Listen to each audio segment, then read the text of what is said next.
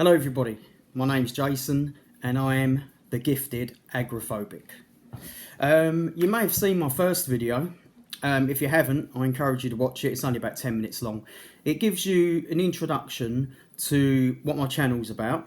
So I'm not going to repeat myself here because I want to do this new video for those who have already watched the first one. So if you feel that you haven't got to sort of know me much in this video, you'll get to know me more in the first one. So there we go. Today I want to look at the subject of, are we going to wait until we're better to do something in life? Are we going to wait until we get better before we start doing things? And that often is the case with us agoraphobics, is that we want to be completely well, completely set free from this disorder before we start doing things. And it's I mean, it's very unlikely to happen. We're not going to just sit here one day and all of a sudden we're cured and we're free from the agoraphobia. That just doesn't happen. Okay. So what can we do? What can we do meanwhile while we're struggling with the agoraphobia? Now, I've had EMDR therapy, which was probably the most effective therapy that I've had. When I say I'm agoraphobic, okay, I'm not completely housebound.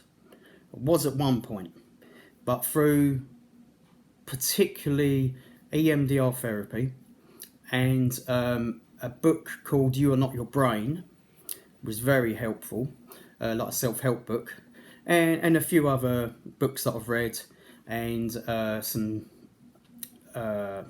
just things like that, you know, just taking some advice from people that have been through it, perhaps looking at some of the videos that people who are suffering agoraphobia like us as well, and getting some ideas of what I can do, and perhaps, you know, taking them steps. Now, some therapists, probably most therapists, will say to you that you should not rely on aids or things that help you. So, for example, we would say, I can go out agoraphobic, but not on my own. So they'd say, well, you need to stop having somebody with you. You need to start going out on your own. Well, it might not be possible. You might be so terrified. And that's my case. I can't go out on my own. I cannot go out on my own.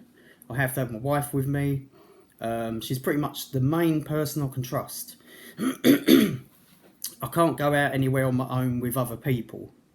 I just don't feel safe with them. So my wife is my person that I feel safer with. But even then, I can only go to restricted places, limited places, maybe 15, 20 minutes away from my home. So you're looking at possibly a couple of miles away from my house, okay? And then restricted to where I go.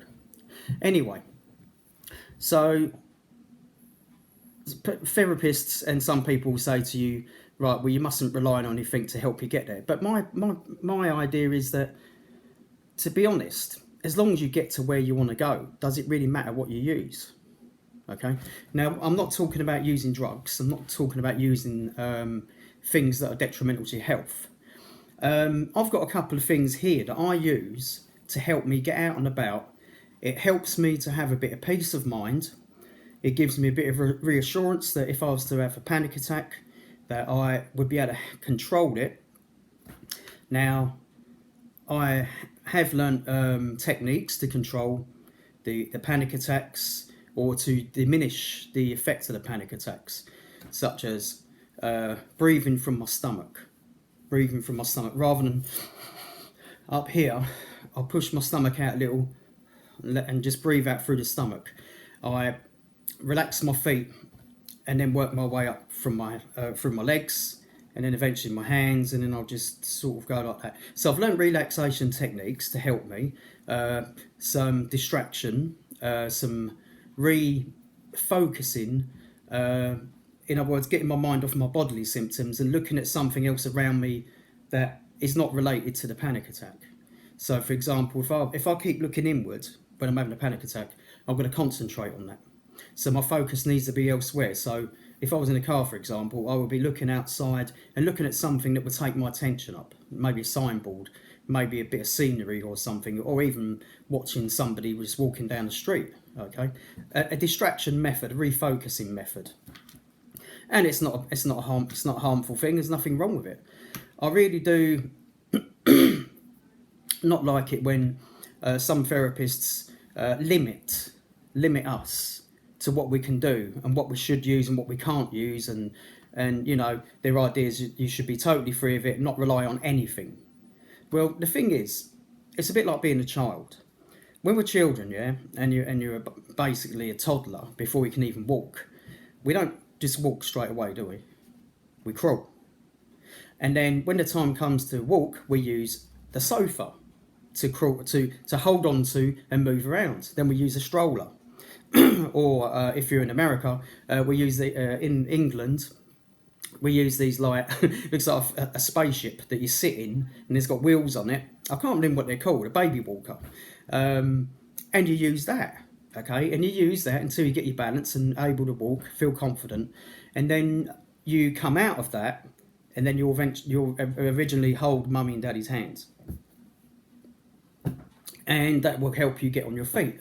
Now, we don't say to a child, a baby, oh well, you're going to have to just walk. You shouldn't rely on a walker. You shouldn't rely on holding mum and daddy's hand or using the sofa to balance yourself. It's just ridiculous, okay? And we got to realise that we are babies. We are children in our mind. With agoraphobia, we're not responding and reacting most of the time as adults, as a logical thinking adult. If you suffer from PTSD, like I do, my mind takes me back to the time of trauma. It takes me back to when I was a 13-year-old boy. When I deal with the stress and the anxiety and the agoraphobia, I don't deal with it as an adult. My mind takes me back and I begin to deal with it as a 13-year-old boy, okay, going through that trauma and how his responses were. And you will probably find, most likely, that when you go through your agoraphobia attack, panic attack, etc., you will not respond as a logical adult. And so you get people saying to you, you're acting like a child, you're being ridiculous, you know, it's not real. Why, you know, it's not logical. And it isn't.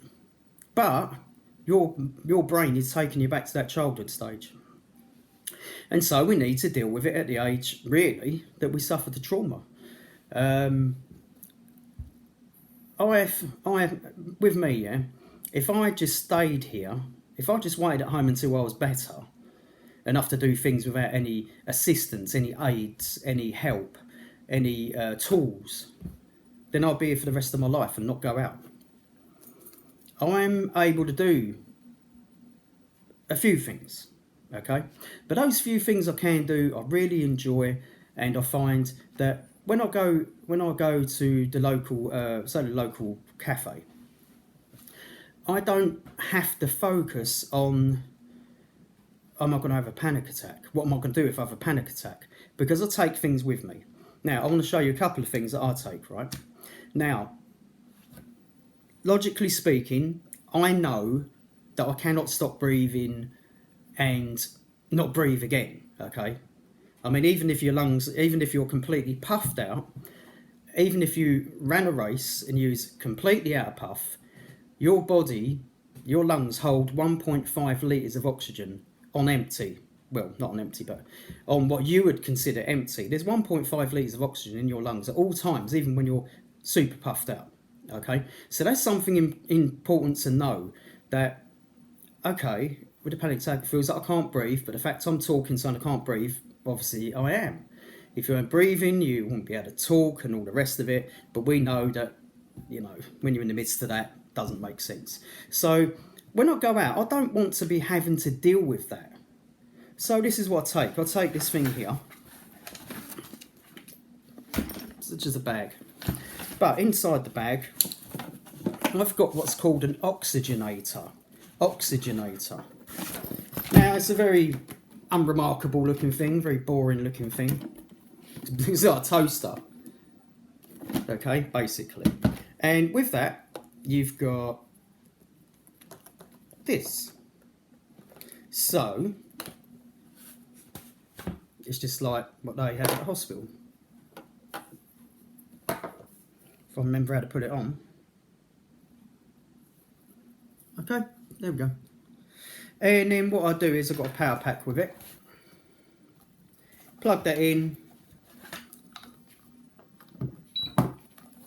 And then I'll just press on. Now it makes a little chugging noise. Now what this machine does, it takes air through here and it oxygenates, it causes air to be filtered and to provide completely pure, environmentally friendly oxygen to your body. Okay, these oxygenators actually are better quality oxygen than you get in the oxygen tanks at the hospital. Okay, and it's pretty easy to be. It's very portable. You can stick it in your bag. You can stick it over your shoulder. You can stick it wherever you can stick it. Really, back being rude, and creates that little noise. So it's taking air, that there's unlimited air in the air, through that port there, filtering it, making it pure, and then it's just going into my nose. It's not invasive.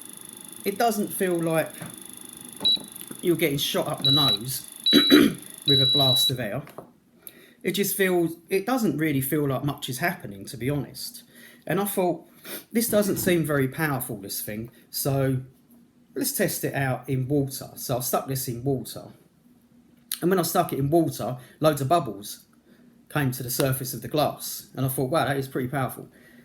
Now, I know I don't need oxygen, okay, but what this does is it provides enough oxygen to your brain to level out when you're hyperventilating or when you're beginning to get anxious and have a panic attack. Because when you get anxious and have a panic attack, basically your oxygen levels are going stupid. You know, it's all going wrong. And this provides comfort. It also provides in my mind, I'm sort of thinking, do you know something? If I have trouble breathing, I'll just stick that on. And what's people going to say? Don't care, to be honest, because if you've got agoraphobia and you just want to go out, you don't really care what people think. What you want to care about is whether you can go out and do things. I mean, if you've got an option to be able to go wherever you want, go and see whoever you want, and take this with you, okay? And that means, by taking that you can go and do pretty much what you want. Then do it. That's what I do. You know, a person doesn't know if you've got, if you've got lung problems or whatever, and if they ask questions, just tell them mind their own business, or just say what it does is it's people use this as oxygen therapy in the office. You know, you get business owners, managers and stuff. They'll have one in their office, and when they get stressed out, they'll shut the door, stick this on, and it just brings the oxygen back into balance in your brain and in your body. And it begins to calm you down. So, if you have a fear, if your agoraphobic fear of going out is related to I won't be able to breathe, then that's a really good thing to do. Now, it does cost a bit. It cost me about £300, which is probably about $350. And you might think, oh, I can't afford that. But to be honest, think about all the other things that you pay out for. Think of, is it worth paying £350 if I can go out? If I can go and do some of the things I want to do, visit people I want to visit. $350, I'd say if that means that gives you freedom, do it. So that covers that. Also, I've got these things. They're like watches. They're called Touch Point. There's the box there, Touch Point. Again, these were quite expensive. I didn't buy all these in one go. These were £150, which is probably around about $170. You stick them on like watches. Like so. They're rechargeable by USB. This oxygenator is rechargeable as well, and it holds, I think it holds a good 6 hours worth of battery life in it. A good 6 hours, I think. It might be longer. And again, it's rechargeable. And if you take a charger with you in your car, you've got permanent power. Or in my case, I take a battery pack, like a power pack, little portable battery pack, and that will power it up and keep it on infinite energy, basically, because you'll be plugging it into your car lighter socket. Oh, excuse me. So I've got these, okay? Now what I do with these, I'm going to take one off. I'll take them both off. It's as simple as this. You press these buttons. Green, okay? Now I want that, press that twice, it's on blue. Don't know whether you can hear that. But what they're doing is they're vibrating, okay? Vibrating from one to the other. One to the other. Blue is to give you a general calm feeling. If I turn them to yellow, the buzzing speeds up. This is when you're likely to have a panic attack or an major anxiety problem. Okay, you push it on that. And then if you're about to hit the roof, you go purple. Now, what is the method in this madness? These are used by therapists who do EMDR, which is eye movement, desensitization and reprocessing. I'll go into that on another video. I don't want to take up too much time. What these do is they send signals from one side of the brain to the other. So as it's on there, on the wrist, it sends a message from the logic to from the logic to the emotion. It takes the emotional thoughts, such as I can't breathe, or I can't get out of this situation. It takes that thought, transfers it over to the logical part of the brain, okay? And the logical says, "Bet you can breathe. You know your body's fine, you're healthy, you've had a health check." It will take all the logical information that you've stored, or any common sense that you've got in there as well. It will take that, transfer it back to the emotion, and it's like a discussion. It's like emotion saying, "I'm going to panic. I'm going to get out of control. This is all going to go wrong. I'm so scared. I'm so afraid." And then the other side of the brain is saying, "No, it's going to be okay. You've read this self-help book. You've got things with you. You've got this person with you. They will help you. You've got you've got your aids with you, your accessories." And it will then go back to the emotion, and the emotion will begin to calm down within seconds. Okay, within 60 seconds. I've tested these on anyone who let me test them on, which is around about 16, 17 people. And within 60 seconds, every single one of them, I said to them, think on something that causes you stress. And in some cases, they were stressed out anyway. They put these on, and within 60 seconds, their stress level dropped from a 10, or at least around about an 8. Well, not a 10, because they had been completely hit the roof. Let's say around about 7, okay, to be fair. Around about 7 down to about 2 or 0 in most cases. They were like, wow, my stress level, I feel really calm. I really feel like I don't need to be concerned about this now. And it's not a brainwashing device. It's simply activating certain parts of your brain to allow the processing to go on, to tell the emotion part of the body, the brain, to be quiet, while the logical takes over and says, "Do you know something? You're going to be okay. You've got this situation under control." And these have been very, very helpful, because the more that you use these, it trains your brain anyway. It trains our way of thinking to concentrate more on the logical. So when you've used these quite a lot, sometimes I don't use them, unless it's really quite a severe and very difficult situation. But some of the situations that I faced that were nigh impossible, I use these on like max power, max settings.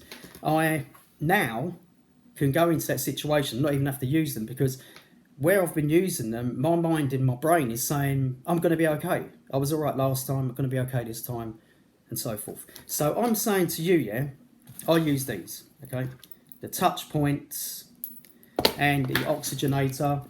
And when I say that, to be honest now, when I go out, I was using this a lot. okay, to get me through the sticking points. I would put it on. I'd say to my wife, just going to stick this on. She'd be fine. You know, she didn't worry about it. She knows I wasn't being a hypochondriac.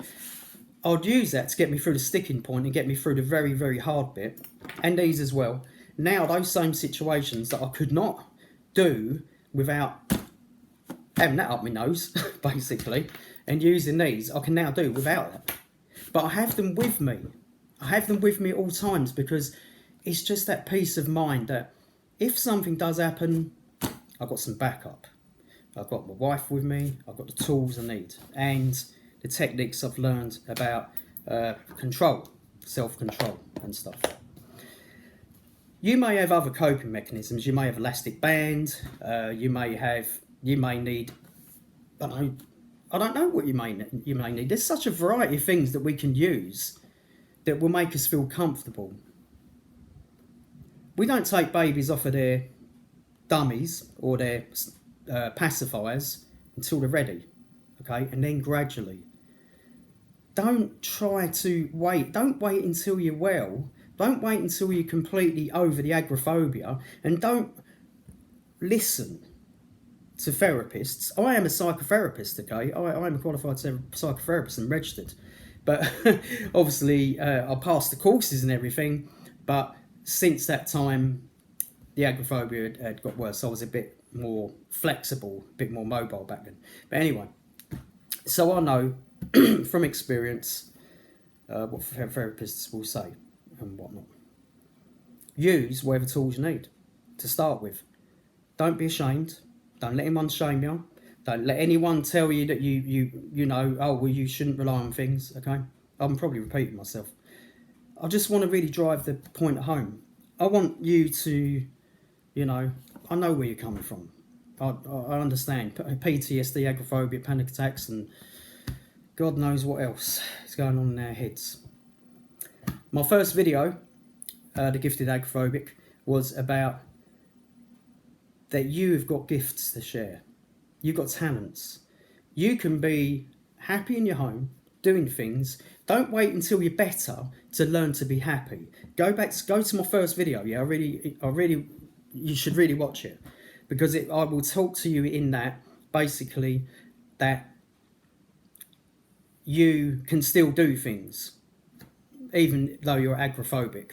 I'm a musician. Yeah, I do rap music. I've got I live in the UK. I've got a producer in Washington DC. I've had my music played on radios. I've had my music in featured in magazines and stuff. I've got several channels on YouTube. I do quite a lot of stuff. I also do voluntary work for a mental health magazine. There's a lot of things you can do.